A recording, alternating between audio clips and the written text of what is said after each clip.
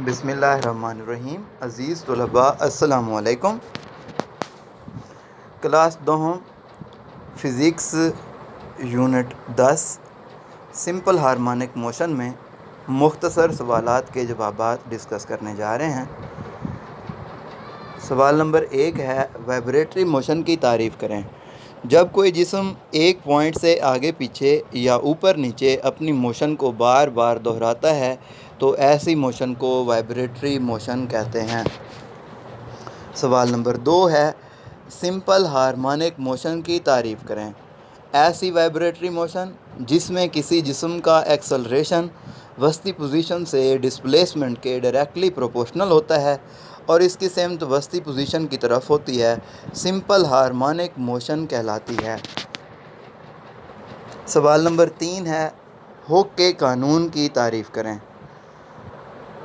Answer ہے، spring ماس system میں کسی سپرنگ پر عمل کرنے والی فورس F سپرنگ کی لمبائی میں اضافہ X کے ڈائریکٹلی پروپورشنل ہوتی ہے۔ سوال نمبر 4 ہے، سپرنگ کانسٹنٹ کی تعریف کریں۔ سپرنگ ماس سسٹم میں سپرنگ پر عمل کرنے والی فورس F اور سپرنگ کی لمبائی میں اضافہ X کے درمیان نسبت کو سپرنگ کانسٹنٹ کہتے ہیں، یعنی K برابر ہے F/X۔ سوال نمبر 5 ہے، ریسٹورنگ فورس کی تعریف کریں۔ وہ فورس جو وائبریٹری موشن سے حرکت کرتے ہوئے کسی جسم کو وسطی پوزیشن یا دوسری طرف دھکیلتی ہے، ریسٹورنگ فورس کہلاتی ہے۔ سوال نمبر 6 ہے، سادہ پینڈولم کی تعریف کریں۔ سادہ پینڈولم ماس m کی ایک چھوٹی بھاری گولی پر مشتمل ہوتا ہے جو لمبائی L کے باریک لیکن مضبوط دھاگے کی مدد سے ایک مضبوط سہارے سے لٹکی ہوتی ہے۔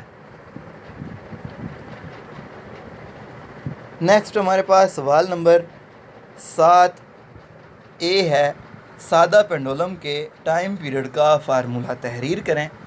سادہ پینڈولم کے لیے ٹائم پیریڈ کا فارمولہ مندرجہ ذیل ہے، T برابر ہے 2πL/G۔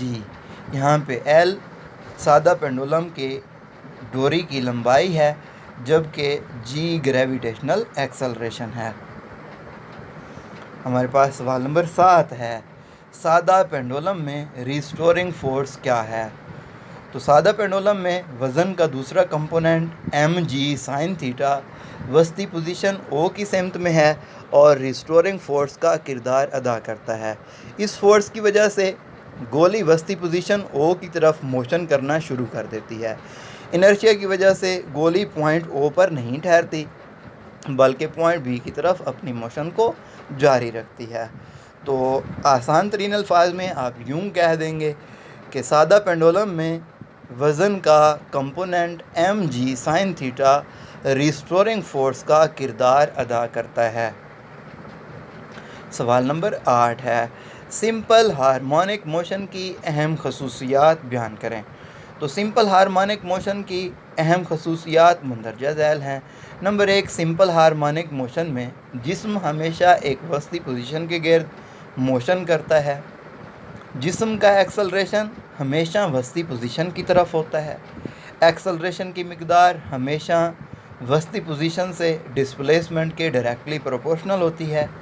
وسطی پوزیشن پر ایکسلریشن 0 اور انتہائی پوائنٹس پر زیادہ سے زیادہ ہوتا ہے، جبکہ وسطی پوزیشن پر جسم کی ویلاسٹی زیادہ سے زیادہ ہوتی ہے جبکہ انتہائی پوزیشنز پر ویلاسٹی 0 ہوتی ہے۔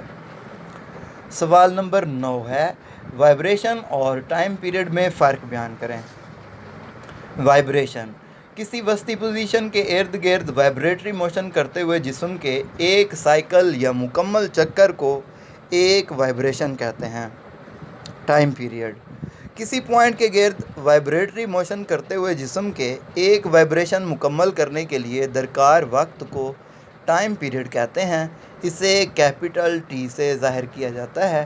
ٹائم پیریڈ کا یونٹ سیکنڈ ہے۔ سوال نمبر 10، فریکوینسی اور ایمپلیٹیوڈ میں فرق لکھیں۔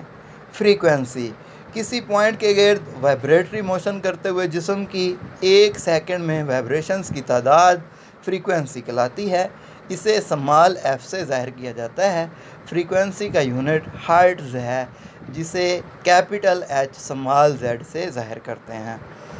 एम्पलीट्यूड, किसी पॉइंट के गिर्द वाइब्रेटरी मोशन करते हुए जिस्म का उस पॉइंट से ज़्यादा डिस्प्लेसमेंट एम्पलीट्यूड कहलाता है। इसका यूनिट मीटर है। सवाल नंबर 11, वेव्स की तारीफ़ करें और अक़साम लिखें। वेव किसी वास्ते या मीडियम में पैदा शुदा ऐसे खलल को कहते हैं जिससे मीडियम के ज़रात अपनी वस्ती पोजीशन के इर्द गिर्द मुतवातिर वाइब्रेटरी मोशन करते हैं। वेव्स की मंदरजा झैल दो बुनियादी अक़साम हैं। Number 1 mechanical waves, number 2 electromagnetic waves. सवाल नंबर 11 ए है, तजर्बा से बयान करें कि वेव्स मादा को मुंतकिल किए बगैर एनर्जी मुंतकिल करती हैं। तो एक सरगर्मी लिखेंगे कि पानी से एक टब भर लें और पेंसिल के सिरे को डबोकर पेंसिल को अमूदी रुख पर ऊपर नीचे मोशन दें। खलल के सबब उसकी सतह पर, पानी की सतह पर रिपल्स की शक्ल में वेव्स पैदा होंगी जो पेंसिल से बाहर की तरफ मोशन करेंगी। जब ये वेव्स टब में रखे हुए कार्क तक पहुंचेंगी तो कार्क अपनी जगह पर ऊपर नीचे मोशन करना शुरू कर देगा, जबकि वेव्स उससे गुज़र कर दूसरे किनारे तक पहुंच जाएंगी। कार्क का डिस्प्लेसमेंट 0 है और ये सिर्फ अपनी वस्ती पोजीशन के इर्द गिर्द वाइब्रेटरी मोशन को दोहराता है। इससे साबित हुआ कि वेव्स मादा को मुंतकिल किए बगैर सिर्फ एनर्जी को मुंतकिल करती हैं। नेक्स्ट सवाल नंबर 12 है, वेव्स की अक़साम में फ़र्क बयान करें। ऐसी वेव्स जिनके गुज़रने के लिए किसी मीडियम की ज़रूरत होती है मैकेनिकल वेव्स कहलाती हैं। मसलन पानी की सतह पर पैदा होने वाली वेव्स, साउंड वेव्स, डोरी और स्प्रिंग में पैदा शुदा वेव्स वगैरह। दूसरी किस्म है वेव्स की इलेक्ट्रोमैग्नेटिक वेव्स। ऐसी वेव्स जिनके गुज़रने के लिए किसी मीडियम की ज़रूरत नहीं होती इलेक्ट्रोमैग्नेटिक वेव्स कहलाती हैं। मिसाल के तौर पर radio waves, television waves, x rays, हरारत और रोशनी की वेव्स वगैरह। सवाल नंबर 13 है, मैकेनिकल वेव्स की अक़साम के नाम लिखें। मीडियम के ज़रात और वेव्स की अपनी मोशन की सिमत के लिहाज से मैकेनिकल वेव्स की 2 अक़साम हैं जिनको लॉन्गिट्यूडनल वेव्स और ट्रांसवर्स वेव्स कहा जाता है। लॉन्गिट्यूडनल वेव्स की तारीफ़ करें। ऐसी वेव जिसमें मीडियम के ज़रात की वाइब्रेटरी मोशन वेव की मोशन की सिमत के मुतवाज़ी होती है, लॉन्गिट्यूडनल वेव्स कहलाती हैं। सवाल नंबर 15 है, कंप्रेशन और रेयरफैक्शन में फ़र्क लिखें। कंप्रेशन के हल्के में मीडियम के ज़रात एक दूसरे के करीब होते हैं और रेयरफैक्शन के हल्के में मीडियम के ज़रात एक दूसरे से दूर होते हैं। सवाल नंबर 16, लॉन्गिट्यूडनल वेव्स में वेव लेंथ क्या है। लॉन्गिट्यूडनल वेव्स में 2 मुतवातिर कंप्रेशंस या रेयरफैक्शंस के दरमियान फासला को वेव लेंथ कहते हैं। सवाल नंबर 17 है, ट्रांसवर्स वेव्स में क्रस्ट और ट्रफ लिखें। क्रस्ट ट्रांसवर्स वेव्स के वो हिस्से हैं जहां मीडियम के ज़रात वस्ती पोजीशन से ऊंचे होते हैं, जबकि वो हिस्से जहां मीडियम के ज़रात वस्ती पोजीशन से नीचे होते हैं ट्रफ कहलाते हैं। ट्रांसवर्स वेव्स की तारीफ़ करें। ऐसी वेव्स जिसमें मीडियम के ज़रात की वाइब्रेटरी मोशन वेव की मोशन के सिमत के अमूदन होती है ट्रांसवर्स वेव्स कहलाती हैं। सवाल नंबर 19, इंतकाल एनर्जी बाज़रिया वेव्स बयान करें।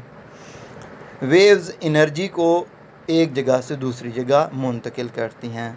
مثلاً جب ہم تنی ہوئی ڈوری کو ہاتھ میں پکڑ کر اوپر نیچے موشن دیتے ہیں تو ہمارے مسلز کی انرجی ڈوری میں منتقل ہو جاتی ہے۔ اس کے نتیجے میں ڈوری میں ویوز کا ایک سلسلہ پیدا ہو جاتا ہے۔ ہمارے ہاتھ کی وائبریٹنگ فورس کے خلل سے ڈوری کے ذرات موشن میں آ جاتے ہیں۔ یہ ذرات اپنی انرجی ڈوری کے دوسرے ذرات تک منتقل کر دیتے ہیں۔ اس طرح انرجی ویو کی شکل میں میڈیم کے ایک حصے سے دوسرے حصے تک منتقل ہو جاتی ہے۔ سوال نمبر 20، ویوز کی مساوات اخذ کریں۔ سپیڈ، فریکوینسی اور ویو لینتھ کے درمیان تعلق۔ در حقیقت ویو میڈیم میں پیدا ہونے والا ایک خلل ہے جو ایک جگہ سے دوسری جگہ منتقل ہوتا ہے۔ اس خلل کی ویلاسٹی کو ویو کی ویلاسٹی کہا جاتا ہے، جس کی حسابی طور پر تعریف اس طرح سے ہے: ویلاسٹی برابر ہے فاصلہ بٹے وقت یا ڈسپلیسمنٹ بٹے وقت۔